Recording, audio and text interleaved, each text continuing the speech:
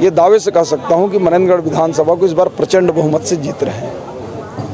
अच्छा, एक बात और, अभी छत्तीसगढ़ में जो सीएम के दावेदार अभी कोई दिख नहीं रहे आपके पार्टी में? देखिए, भारतीय जनता पार्टी तो कार्यकर्ताओं की पार्टी है। एक चाय बेचने वाला प्रधानमंत्री बन जाता है तो मुख्यमंत्री कोई महत्वपूर्ण नहीं होता है। हमारे आंकड़े इस बार आ रहे हैं और कोई भी कार्यकर्ता छत्तीसगढ़ का मुख्यमंत्री होगा। अच्छा, एक और सवाल, कांग्रेस जो एक दावा दे रही है कि इस बार अगर भारतीय जनता पार्टी अगर छत्तीसगढ़ में सरकार बनी तो जो किसान कर्जा माफ वो नहीं करेगी और धान के जो खरीदे वो रेट कम हो जाएगी।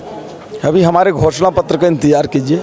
मैडम, बगल में कांग्रेस पार्टी के द्वारा कार्यक्रम कराया जा रहा है, क्या कहेंगे इसके बारे में? आचार संहिता कहीं ना कहीं ये कांग्रेस पार्टी के दादागिरी का सबसे बड़ा उदाहरण है कि मुझे नोटिस भिजवाते हैं और यहाँ पर खुलेआम परिसर के अंदर, जो मुझे लगता है 100 मीटर के अंदर है, यहाँ ये इतनी बड़ी सभा कर रहे हैं।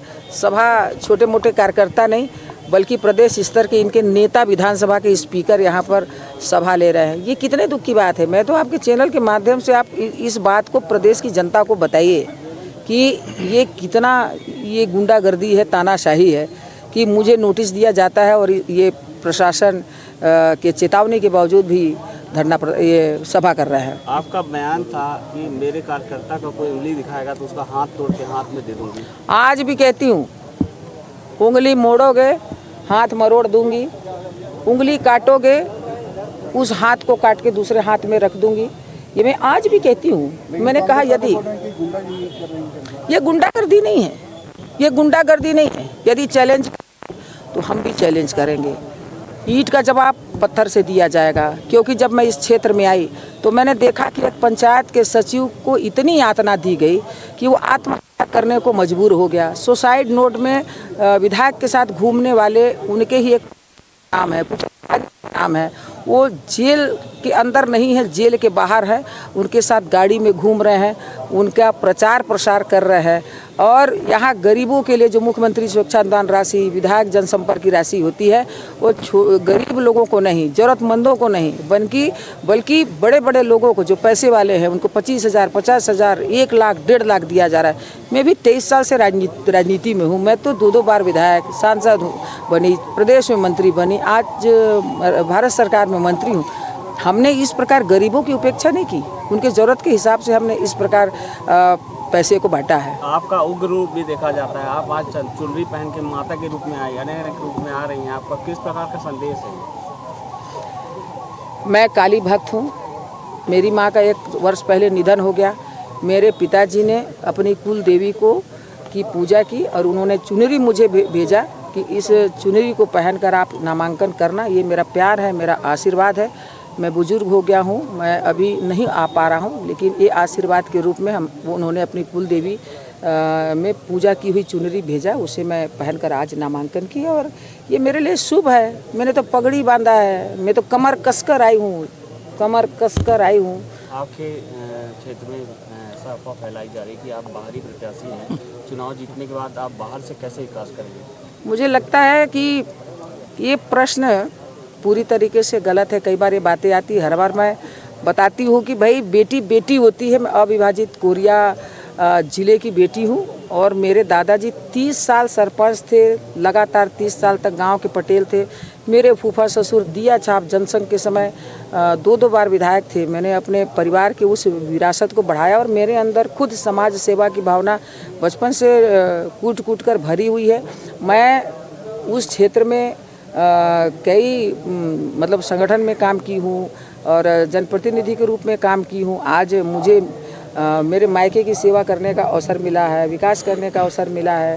मेरे बड़े भाई सम्मानीय भैया लाल राजवाड़े जी, उनके मार्गदर्शन में काम करूँगी। मेरा छोटा भाई श्याम बिहारी जायसवाल जो युवा है इस क्षेत्र का अच्छा अनुभव, हम तीनों मिलजुल कर हम अपने अविभाजित कोरिया को प्रदेश का सबसे डेवलप हम क्षेत्र बनाएंगे और यहाँ की जनता जिन विकास कार्यों के लिए आज तक अछूती रही है, उम्मीद करती रही है, ऐसे सभी काम को करेंगे। और आप देखिएगा डबल इंजन की सरकार बनेगी, ऊपर हमारी सरकार है, छत्तीसगढ़ में सरकार बनेगी। मैं अनुभव से लबालब हूँ, मुझे पता है खजाना कहाँ है, चाबी कहाँ है, पैसे की कोई कमी नहीं रहेगी। ढेर सारे बजट आएंगे और उस बजट का सदुपयोग होगा, वो ढकारा नहीं जाएगा, उस पर भ्रष्टाचार नहीं होगा, वो हमारी जेब पर नहीं होगा, हमारे कार्यकर्ताओं की जेब पर नहीं होगा, वो जनता के काम आएगा। रेत का विरोध होता है, रेत उत्खनन का विरोध होता है। चुनाव जीतने के बाद हर विधायक प्रत्याशी उसमें संलिप्त हो जाता है। कोई संलिप्त नहीं होता। 15 साल तक हमारी सरकार थी, डॉक्टर रमन सिंह जी ने कभी रेत का टेंडर नहीं किया। जितने सरकारी चाहे पुल पुलिया हो, मकान हो, उनको बनाने के लिए छूट थी। और इनकी सरकार आने के बाद इन लोगों ने बालू का टेंडर किया। हमारी सरकार आएगी, बालू का सारे टेंडर रद्द कर दिए जाएंगे, कहीं न बालू का टेंडर होगा और न इस प्रकार का कोई माफिया राज चलेगा। और जिन लोगों ने गलत तरीके से टेंडर लिया, कम एकड़ कम क्षेत्रफल का टेंडर हुआ है और पूरी नदियों से बालू का खनन होकर दूसरे प्रदेशों को जा रहा है, इसमें क्षेत्र के विधायक संलिप्त हैं। इन पर भविष्य में कड़ी कार्रवाई होगी, इन पर जांच होगी। ये जो टेंडर करने वाले हैं और जिन नदियों का टेंडर हुआ है, जिन क्षेत्रों में उल्लंघन हुआ है नियमों का, इस पर जांच भी होगी, कार्रवाई भी होगी। आप लगातार विधानसभा घूम रहे हैं, क्या देखते हैं क्षेत्र में विकास है? किस नज़र से देखते हैं और किस प्रकार किन मुद्दों को लेकर विधानसभा में उठेंगे? देखिए, राजनीति उसी का ही नाम है। जब तक उसमें प्रतिद्वंद्विता ना हो, जोड़ तोड़ ना हो, फिर राजनीति काहे का। और चुनाव में तो पहले युद्ध होते थे, अब चुनाव होते हैं। तो निश्चित रूप से भारतीय जनता पार्टी पूरी ताकत के साथ छत्तीसगढ़ में भारतीय जनता पार्टी की सरकार बनाने के लिए और मनेंद्रगढ़ विधानसभा को जीतने के लिए एक एक कार्यकर्ता पिछले 5 साल से इस दिन का इंतजार किया था। आज उसी का परिणति का आपने देखा होगा। कई हजार की संख्या में कार्यकर्ताओं ने स्वतः स्फूर्त कलेक्ट्रेट तक पैदल चल के कई किलोमीटर लंबा लाइन लगाया।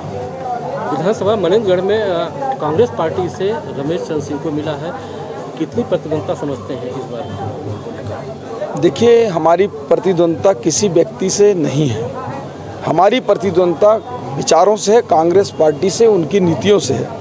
तो स्वाभाविक रूप से कांग्रेस का कोई भी प्रत्याशी होता, हमारी प्रतिद्वंद्विता जितनी होनी चाहिए उतनी कांग्रेस के प्रत्याशी से है। जीत के लिए कितना आश्वस्त है? जीत के लिए 100% आश्वस्त हैं, क्योंकि जिस प्रकार से जनता का क्षेत्र में उनका रुझान मिल रहा है, लोगों का स्नेह मिल रहा है, लोगों का एक आकर्षण भारतीय जनता पार्टी के प्रति हो चुका है, मोदी जी के प्रति हो चुका है।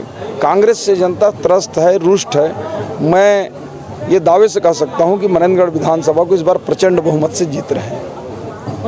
अच्छा, एक बात और, अभी छत्तीसगढ़ में जो सीएम के दावेदार अभी कोई दिख नहीं रहे आपके पार्टी में? देखिए, भारतीय जनता पार्टी तो कार्यकर्ताओं की पार्टी। एक चाय बेचने वाला प्रधानमंत्री बन जाता है तो मुख्यमंत्री कोई महत्वपूर्ण नहीं होता है। हमारे आंकड़े इस बार आ रहे हैं और कोई भी कार्यकर्ता छत्तीसगढ़ का मुख्यमंत्री होगा। अच्छा, एक और सवाल, कांग्रेस जो एक दावा दे रही है कि इस बार अगर भारतीय जनता पार्टी अगर छत्तीसगढ़ में सरकार बनी तो जो किसान कर्जा माफ वो नहीं करेगी और धान के जो खरीदे वो रेट कम हो जाएगी।